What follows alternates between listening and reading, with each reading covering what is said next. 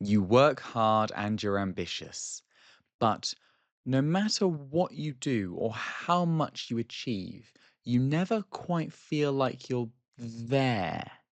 You never feel satisfied with what you've done. You're always focused on what's got to come next. And no matter how much extra work you do, no matter how many times you achieve that next thing, there is always something more to get that you just have to do because that's what you have to do.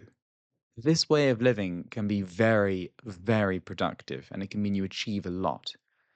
But the main issue with it is that it can also make you miserable because you're constantly living in this idealized future of the next goal rather than appreciating what you've already achieved. And the driver behind this desire to constantly be reaching the next thing often comes from a few beliefs that we pick up, usually in childhood. In this video, I'm going to talk you through 8 of those beliefs and how you can start to recognize them in yourself to potentially make you feel more happy even as you go about achieving everything. Belief 1: I am what I do. We as a culture are so obsessed with what we do, what we can produce. The first thing that we say to people is usually, "Hi, I'm Lewis and I'm a marketeer, engineer, doctor, whatever it is that you do."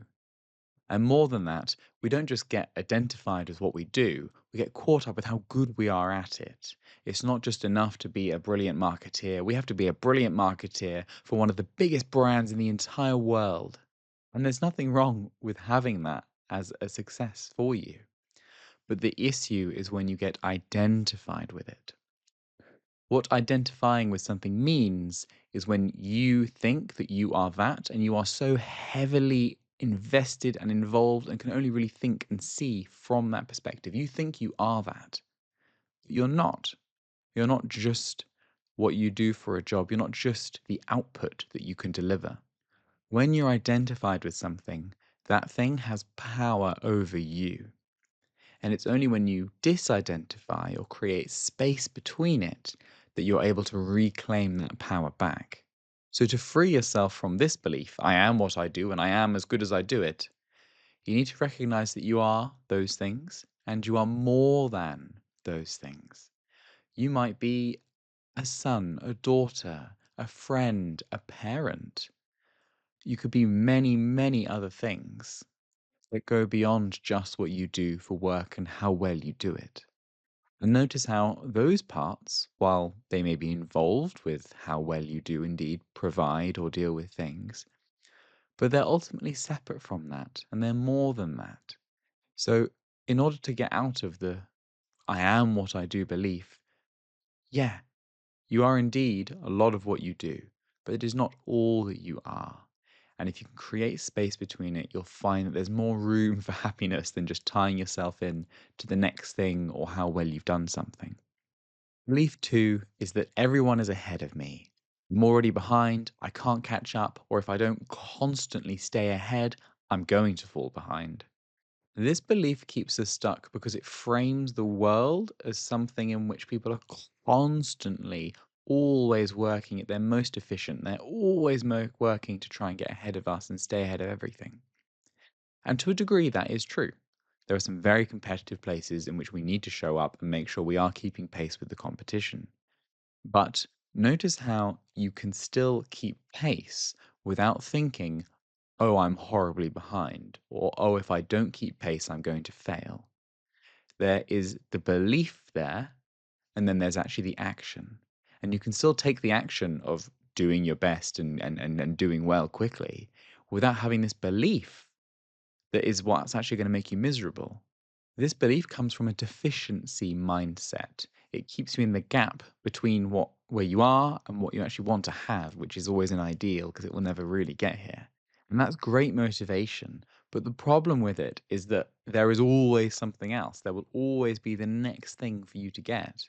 So the way to free yourself from this is to turn your attention to what you've already achieved, what you've accomplished so that you can now be in a position to achieve that next goal. But you focus on measuring what you've already done. This allows you to think not, oh, I'm so far behind, I need to do this next thing, but rather, I've accomplished a lot to get me into this position. and I can still use that momentum going forwards.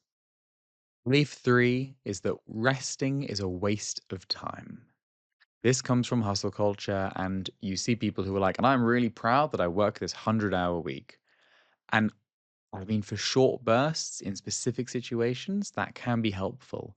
But you're probably not the sort of person that wants to work a 100-hour week every single week. I don't think many people want to do that. And there is such a richness to life that you miss when you just spend every waking hour just working. And this is a very toxic belief because rest actually is productive. And one of the most obvious ways of seeing this is when we look at physical sports. When you exercise, you sort of damage your body lightly, you put strain on it. And then in rest, your body fixes that and becomes stronger because of it. But when you don't rest, your body can't do the fixing process. And so it's just constantly strained.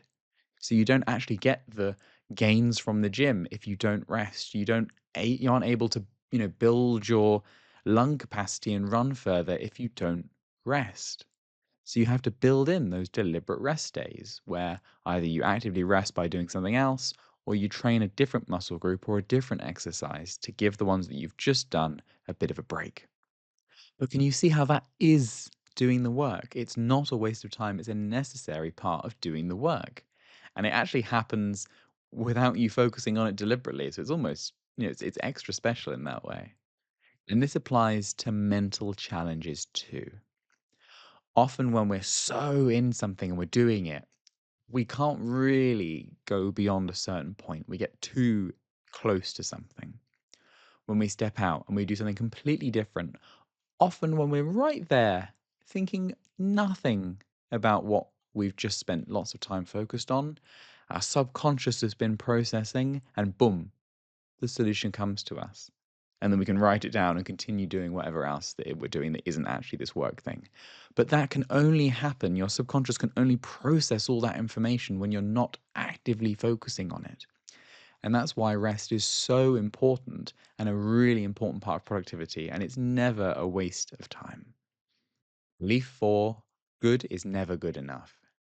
Here's where the perfectionism kicks in. Yeah, you delivered this month's results, but what about next month? Yeah, you delivered the project, but why didn't you over deliver these parts? It's on and endless, and good never really will be good enough because you could always have done more, and there will always be another thing for you to do.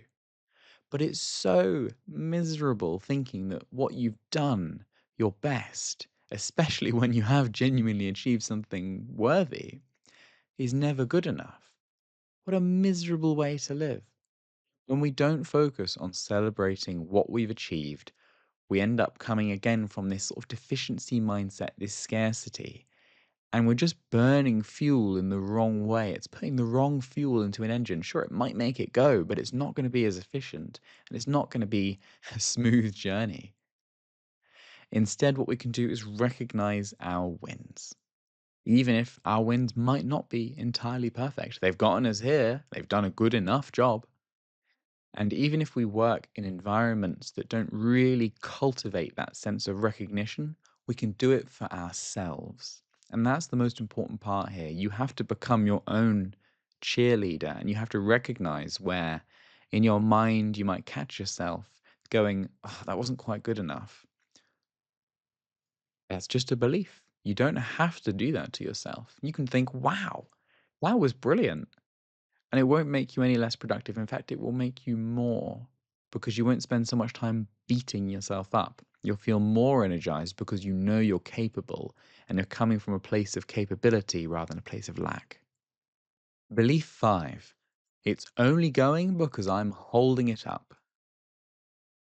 This one's tough because if we've gone about our lives holding everything so tightly and really clinging with this sense of control, and things have been working, it can feel like the moment we let go of any of that, things will fall apart.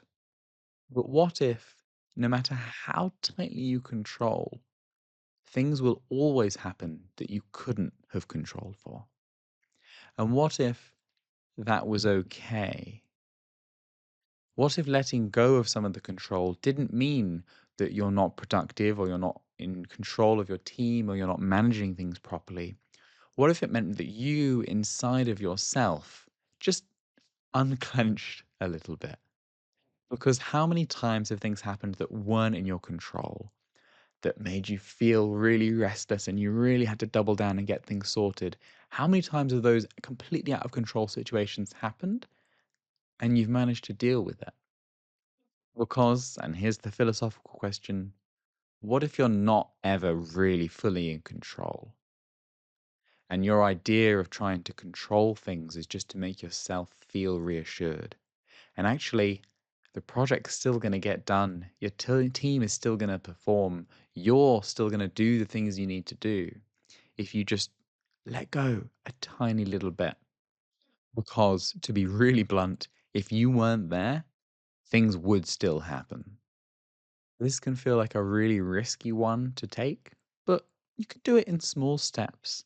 Just trust something a little bit more. It doesn't even have to be in your work life.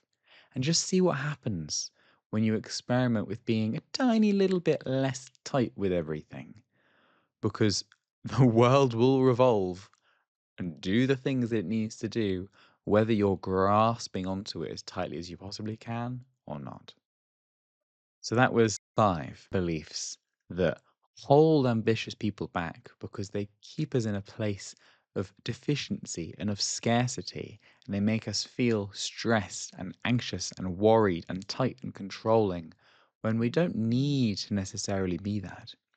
And if we want to live optimal lives where we truly are doing what we want and we're feeling our best, analyzing these beliefs and trying to see where they've come from, how much we do or don't identify with them, can be a brilliant step to freeing ourselves and opening up our lives in a way that we might never have thought is possible. And ultimately, it brings more joy, happiness, and satisfaction to how we live.